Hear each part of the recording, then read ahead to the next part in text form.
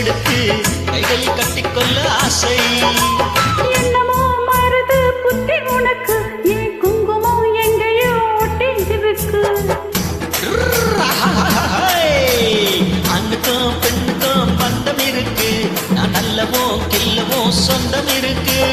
அப்பா என்றாலும் அதுக்கு ஒரு இடம் பொருள் இருக்கு. சூப்பர் ஸ்டாரு யாருன்னு கேட்டா சின்ன குழந்தையும் சொல்லும்.